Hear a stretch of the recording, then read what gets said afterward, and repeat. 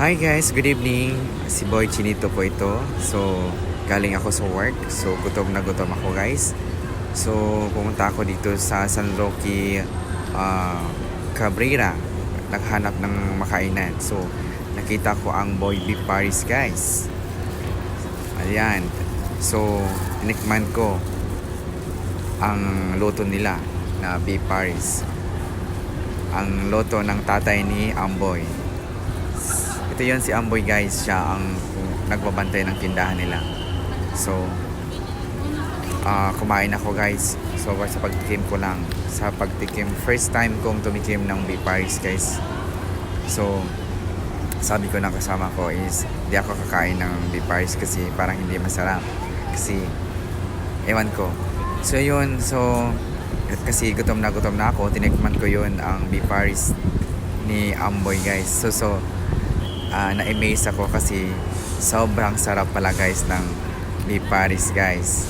Ang beef paris ni Amboy, super yummy guys, it's sarap. So guys, i-recommend ko ito sa inyo guys, sa mga kasamahan ko sa work, sa mga dito sa Manila. So tikman nyo guys ang masarap na beef paris ni Amboy. And then guys, meron din silang mami guys. So mami order nila is masarap din guys, sobrang. Alam nyo guys, napatake order ako, napatake out ako ng isang order guys dahil sa sarap guys. So marami ditong kumakain guys ng mga empleyado din guys, construction worker, at saka sa mga malls na trabahante guys dito kumakain guys. Sobrang sarap guys. So what are you waiting for guys? Ito ngayon ang nag-viral guys dito sa Cabrera Street guys. Cabrera Street, sa may tapat ito sa may church na San Roque guys. So punta na kayo guys. Puntahan nyo at makikain kayo guys. Mura lang order guys, affordable sa inyo. So, para walang hassle, di na kayo magluto sa bahay nyo. So, dito na kayo kumain. So, sarap guys, diba? It's so yummy. Marami namang order nila guys. Order nila. Isang serving nila guys, marami. Super sarap guys. And, at saka makatulong rin kayo kay guys, kang Amboy, kasi nag-aaral din ito ng senior high. Then nag-ipon siya kasi gusto niyang mag-college. Sana naman makatulong kayo guys. So let's help to Mr. Amboy. Then sa pamamagitan ng pagbili ng beef paris niya guys. Hindi kayo guys, hindi kayo magsisisi guys sa sobrang sarap. At mabait si Amboy guys. At masipag, mabait na bata. So alam nyo guys, naisipan ko na everyday na ako dito kumakain guys. Gabi-gabi. Kasi sa sobrang sarap guys, gabi-gabi na ako pumunta dito. Yan ang kasama ko, si Ate Joy. Naubos yung niya. Naubos yung isang order. Siguro sabi niya masarap daw. Napa extra rice siya guys kasi sa sobrang sarap. And then maraming order. Then guys, malapit lang ito guys sa yung underpass. Sa underpass guys, pagbaba nyo guys. So straight lang kayo. And hanapin yung simbahan ng San Roque guys. So nandyan lang yan, si beef paris Amboy beef paris guys.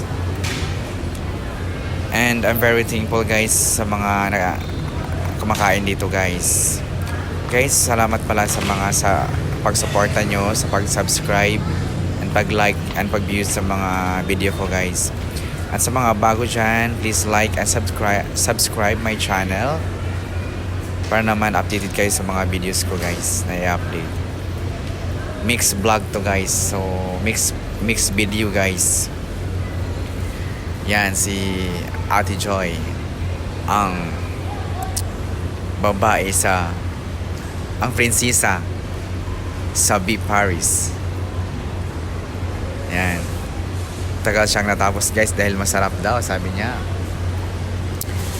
Sa totoo naman guys, sobrang sarap guys. So, hindi kayo maka-judge kung hindi nyo matikman. So, what are you waiting for? Punta na sa Amboy B. Paris. Tagal namin tagal namin natapos kasi feel namin na ini-enjoy namin guys kasi ini-enjoy namin yung moment. Kasi sa sobrang sarap guys, parang pagkain mo guys, parang naisipan mo yung mga moment, yung mga banding mo ng mga jowa mo before, yung happy moment, tsaka parang nakapunta ka ng ibang bansa sa sarap.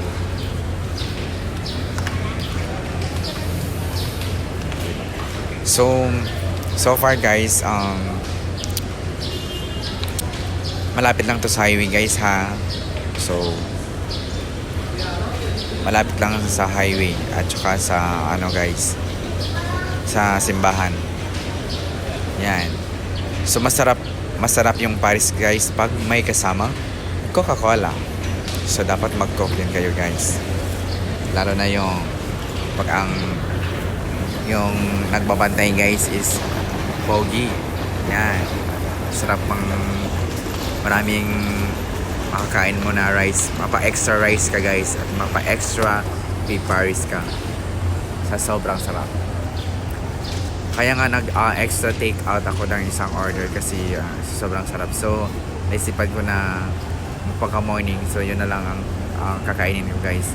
Kumbaga i-ano ko na lang siya, i-preheat ko na lang, yes, iinitin ko na lang guys. Then yun ang breakfast ko. Ayan. Yan, maraming kumakain dito guys. So, yan. Yan, dito yung marami marami ding take out guys. Maraming customer na magti-take out.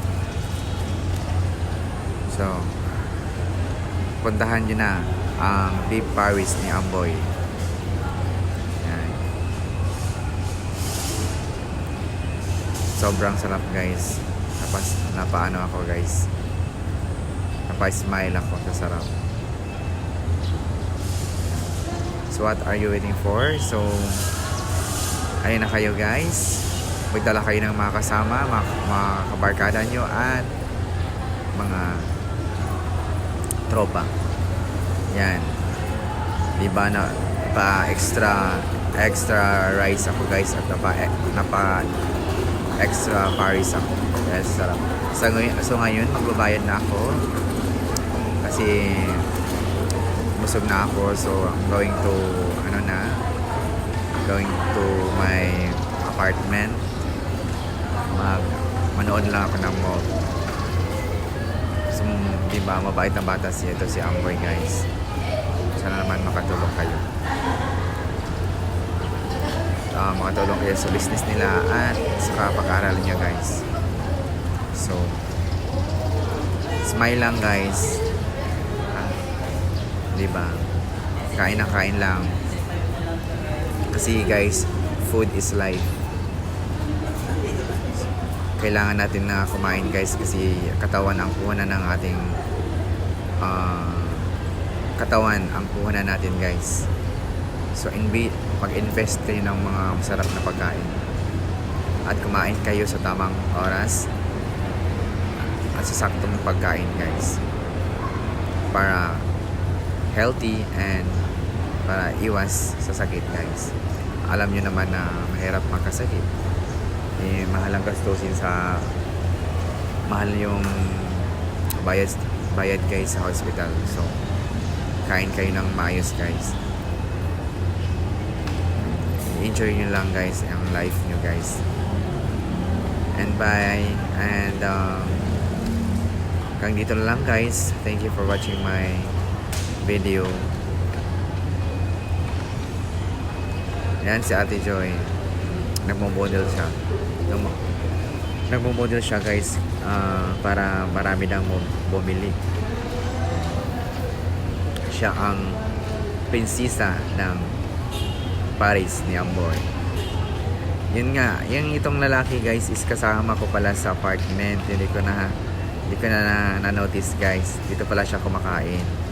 Diba? Then, syempre, pagod na magluto. So, dumiretso na lang siya dito.